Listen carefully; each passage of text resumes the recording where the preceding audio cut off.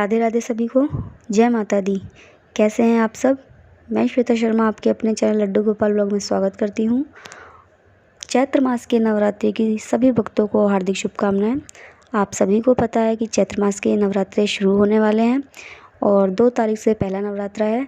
तो सभी बहुत श्रद्धा भाव भक्ति से माँ की अर्चना करते हैं, पूजा करते हैं और करनी भी चाहिए, क्योंकि ये सच है कि जो भी माँ के नवरात्रों में सच्चे मन से, सच्चे भाव से पूजा पाठ करता है, उसकी हर मुराद पूरी करती है माँ। तो मैं आपको आज एक एक प्रभावशाली मंत्र बताऊंगी, मतलब जिससे आपके हर बिगड़े काम पूरे होंगे। उन मंत्रों में इतनी शक्ति है और इतनी सच्चाई है कि अगर आप उन्हें पढ़ोगे तो आपका खुद का ही रूम खड़ा हो जाएगा। तो मतलब सच है ये मंत्र, बिल्कुल शक्ति है इन मंत्रों में। तो वो मंत्र कौन से हैं ये आपको आज इस वीडियो में मैं बताने वाली हूँ। कि माँ दुर्गा सप्तशती का पाठ जो लोग करते हैं, वो मैं नहीं जानती कि वो किस तरह से करते हैं, लेकिन आज मैं आपको एक ऐसी विधि बताने वाली हूँ जिससे आपको बहुत ही सरल विधि से, मतलब पाठ भी आपको हो जाएगा, आपको पता भी नहीं लगेगा कि आपके पाठ 7 दिनों में कब पूरे हो जाएंगे। क्योंकि आपको ये पाठ 7 दिनों में ही पूरे कर लेने हैं। मतलब 9 दिन के व्रत होते हैं, नवरात्रि 9 दिन के होते हैं, ये सभी जानते हैं। तो 9 दिन में आपको ये पाठ पूरे नहीं करने हैं, आपको 7 दिन में ही ये पाठ पूरे करने हैं। अष्टमी नवमी को तो सिर्फ आपको माँ का ध्यान करना है, और नौवीं को तो सभी कन्या पूजन करते हैं, कोई अष्टमी को भी कन्या पूजन करता है। तो इसीलिए आपको ये पाठ सिर्फ 7 दिनों में पूरे करने हैं। और आज मैं आपको यही विधि बताऊंगी कि 7 दिनों में आप ये पाठ कैसे पूरे करें। तो सबसे पहले तो जिन्होंने भी मेरे चैनल को सब्सक्राइब नहीं किया है, तो प्लीज़ सबसे पहले चैनल को सब्सक्राइब करें। अगर आपको मेरी वीडियो अच्छी लगे तो कमेंट्स में मुझे जय माता दी कहकर बताएं, लाइक दें और ज़्यादा से ज़्यादा शेयर करें। तो चलिए वीडियो शुरू करते हैं कि माँ दुर्गा सप्तशती का पाठ क्या होता है और कैसे होता है। तो देखिए, माँ दुर्गा सप्तशती 9 दिनों का जो पाठ होता है, तो ये माँ को खुश करने के लिए किया जाता है। ये इतना फलदायक पाठ है कि यदि आप इसे करेंगे तो माँ ज़रूर आपको खुश होकर आपकी हर मनोकामना को पूरा करेगी। देखिए, जो इस पाठ को संस्कृत में नहीं कर सकते, ज़रूरी नहीं है, इसकी हिंदी में भी अब पाठ होते हैं, तो आप हिंदी में कर सकते हैं। तो देखिए, दुर्गा सप्तशती के कुल 13 अध्याय हैं। ये मैं आपको सबसे पहले बता दूं कि 13 अध्याय होते हैं, और माँ के भक्त ये पाठ अगर सच्चे मन से करते हैं तो उनकी हर मनोकामना पूरी होती है। तो देखिए, 13 अध्याय को 3 चरित्रों में बांटा गया है। सबसे पहला चरित्र जो होता है, जिसे बोलते हैं प्रथम चरित्र, जिसमें माँ महाकाली का वर्णन होता है और इसमें मधुकैटभ वध की कथा है। दूसरा चरित्र है मध्यम चरित्र, जिसमें माँ महालक्ष्मी का वर्णन है, इसमें महिषासुर वध की कथा आती है। तीसरा चरित्र जो होता है वो है उत्तम चरित्र, इसमें माँ महासरस्वती का वर्णन है, इसमें शुंभ निशुंभ वध की कथा आती है, और सूरत और वैश्य जो थे, उन दोनों को जो माँ ने वरदान दिया था उसकी कथा आती है। तो अगर ये पाठ आप सुनते भी हैं, करने से ज़्यादा अगर सुनते भी हैं, तो भी आपको बहुत फलदायक है। और आपको मैं आज इसके अचूक फ़ायदे भी बताने वाली हूँ इन पाठों को करने के। अगर आप पहला पाठ करते हैं तो पहला पाठ का अध्याय का जो लाभ है वो ये है कि आपकी हर प्रकार की चिंता को मिटाएगा, मन को सही दिशा की तरफ ले जाएगा, मन को शांत करेगा, जो आपकी चेतना जो खो गई है उसको एकत्र करेगा। दूसरा पाठ अगर आप करेंगे तो दूसरे पाठ का जो लाभ है वो कोर्ट केस विवादों में आपको उससे विजय मिलने के लिए ये पाठ करा जाता है। तीसरा पाठ उसके लिए क्या वो है कि अगर आपके शत्रु विरोधी ज़्यादा हो गए हैं तो उनसे मुक्ति दिलाएगा आपको ये पाठ। आपको जितने भी आपके जो शत्रु जो बढ़ रहे हैं उन्हें कम करेगा, ख़त्म करेगा। ये तीसरे पाठ के फ़ायदे हैं। चौथा जो पाठ है, चतुर्थ पाठ, उसमें ये है कि आपको माँ की शक्ति अपार मिलेगी, कृपा दृष्टि अपार मिलेगी, माँ भगवती का आपको वरदान मिलेगा, शक्ति दर्शन, ये सब आपको चौथे पाठ में मिलेंगे। मतलब अगर आप चौथा पाठ करते हैं तो 5वां पाठ करेंगे तो माँ की आपको असीम अनुकंपा प्राप्त होगी। जब कहते हैं ना, जब कोई दर नहीं मिलता तो एक माँ भगवती का दर आप जाओ, और ऐसा नहीं होगा कि आप वहाँ से खाली लौट कर आओ।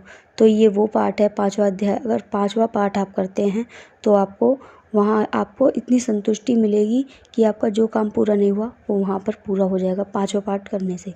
छठा पाठ आप करेंगे तो आपका डर, भय, शंका, और जिन्होंने भी तंत्र मंत्र आपके ऊपर कराए हैं, या आपके मन में कोई ऐसा भय है कि आपके ऊपर कुछ है, भूत प्रेत, ये जो बाधाएं होती हैं ये सब इस छठे पाठ से दूर होती हैं। सातवां पाठ आप करते हैं, सप्तम पाठ अगर आप करते हैं तो आपकी हर मनोकामना को पूर्ण करने के लिए ये पाठ होता है।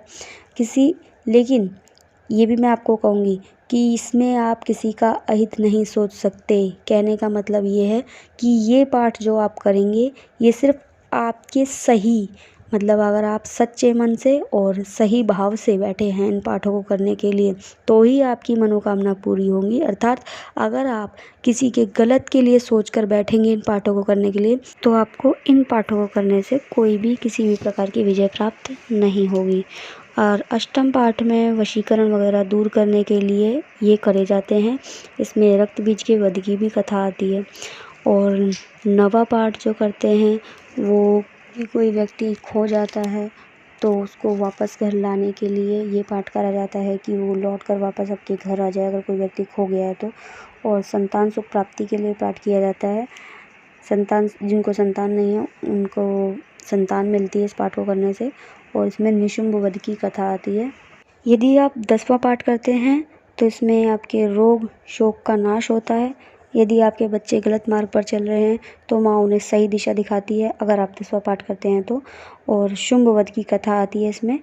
और 11वां पाठ करने से आपका व्यापार अगर घाटे में जा रहा है, व्यापार में कोई लाभ नहीं मिल रहा है, पैसा बर्बाद हो रहा है, पैसा रुक नहीं रहा है, तो ये सब उसके लिए किया जाता है कि आपको व्यापार में लाभ हो, तो पैसा आपके पास रुके, माँ के आपके पास कृपा बने, माँ लक्ष्मी की कृपा बने, तो 11वां पाठ आपको उसके लिए होता है। और 12वां पाठ यदि आप करते हैं तो आपका मान सम्मान इज्जत सुख संपत्ति के लाभ के लिए पाठ करा जाता है।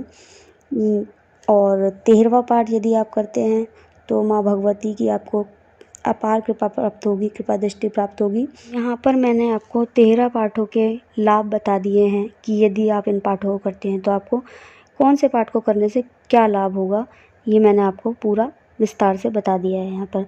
और ये आपको मैं आपको बता देती हूँ कि किस तरह से आपको एक तालिका बना कर चलनी है नवरात्रों में। जब ये पाठ करेंगे आप 7 दिन में यह पाठ कैसे पूरे करेंगे उसके लिए मैं आपको एक बता देती हूँ कि प्रथम दिन आपको पहला पाठ करना है, पहला अध्याय करना है, ठीक है। और दूसरे दिन आपको 2 पाठ करने हैं, दूसरा और तीसरा अध्याय। तीसरे दिन आपको 1 पाठ करना है, चौथा अध्याय। और चौथे दिन आपको 4 पाठ करने हैं, 5वां, 6ठा, 7वां और 8वां अध्याय। और 5वें दिन आपको 2 पाठ करने हैं, 9वां, 10वां अध्याय। छठे दिन आपको 1 ही पाठ करना है, सिर्फ 11वां अध्याय। और 7वें दिन यानी कि लास्ट आखिरी 7वां दिन जो होगा उसमें आपको 2 पाठ करने हैं, 12वां और 13वां अध्याय। तो इस तरह से आपके 7 दिन में आपके 13 अध्याय जो है समाप्त हो जाएंगे। तो देखिए जिस तरह से मैंने आपको ये पाठ बताए इसी तरह से आपको ये 7 दिन में पाठ पूरे करने हैं। तो देखिए जैसे बोलते हैं कि वेद आदि होते हैं तो उसी प्रकार सप्तशती भी अनादि है। यानी कि कहने का मेरा मतलब ये है जिस तरह से हमारे देव जो हैं वो आदि हैं उसी प्रकार से शक्ति जो है वो अनादि होती है। तो ये 700 श्लोक होते हैं दुर्गा सप्तशती पाठ में और उनको 3 भागों में बांटा गया है, वो मैंने आपको बता ही दिया है। और दुर्गा सप्तशती का यदि आप पाठ करते हैं तो उस पाठ को करने के कुछ नियम भी हैं, वो भी मैं आपको बता देती हूँ कि यदि आप पाठ करते हैं तो आपको पाठ जो करने हैं वो स्पष्ट उच्चारण के साथ करने हैं, यानी कि बीच में कोई भी गलती नहीं होनी चाहिए। और ज़ोर से पढ़ना है पाठ को, कभी भी शांत होकर मन ही मन ये पाठ नहीं करने चाहिए, ज़ोर ज़ोर से बोलकर आपको ये पाठ करने हैं। यदि आप संस्कृत में नहीं पढ़ सकते तो हिंदी में कीजिए, मैंने आपको बार बार कहा है कि हिंदी में कीजिए। और उसके मतलब जो कहते हैं ना मीनिंग जो होता है हिंदी में जो मीनिंग लिखा होता है, अगर संस्कृत में आप पढ़ रहे हैं तो नीचे हिंदी में मीनिंग के साथ वो आपको पूरा करना है श्लोक। तो ये मैंने आपको इसके कुछ नियम बता दिए हैं। और एक बात और कि यदि आप कोई भी पाठ करेंगे उन पाठों को करने के बाद आपको हर पाठ मतलब जब भी कोई भी अध्याय आप करें उसके हर एक अध्याय के बाद आपको क्षमा प्रार्थना करनी है माँ से कि यदि माँ हमने पूजा पाठ करने में कोई त्रुटि कर दी हो या कोई न्यूनता या अधिकता हो गई हो तो कृपा करके हमें क्षमा करें। मैं आपकी क्षमा प्रार्थी हूँ, मेरी पूजा को स्वीकार करें, संपूर्ण करें। तो इस तरह से आपको ये क्षमा प्रार्थना बोलनी है और हर अध्याय के बाद बोलनी है। जब भी आप कोई अध्याय पूरा करेंगे उसके हर अध्याय के बाद आपको ये क्षमा प्रार्थना बोलनी होगी। उसके बाद आपको आरती करनी होगी। तो और अगर आप ये पाठ नवरात्रों में तो करेंगी, अगर आपको ये पाठ जो मैंने आपको लाभ बताए हैं हर अध्याय के, अगर आपको कोई भी अध्याय का लाभ लेना हो तो ये आप आम दिनों में भी कर सकते हैं। माँ आपसे प्रसन्न होकर आपकी इच्छा को ज़रूर पूरा करेगी। और नवरात्रों में तो आपको ये पाठ क्रम के साथ करने हैं, मतलब कोई भी पाठ आपको छोड़ना नहीं है। 7 दिन में आपको पूरे 13 अध्याय करने हैं। तो इसी तरह से आपको दुर्गा सप्तशती के पाठ पूरे करने हैं। अगर आपको मेरी दी हुई जानकारी अच्छी लगी हो, समझ आई हो, तो कृपया मुझे कमेंट बॉक्स में ज़रूर बताएं।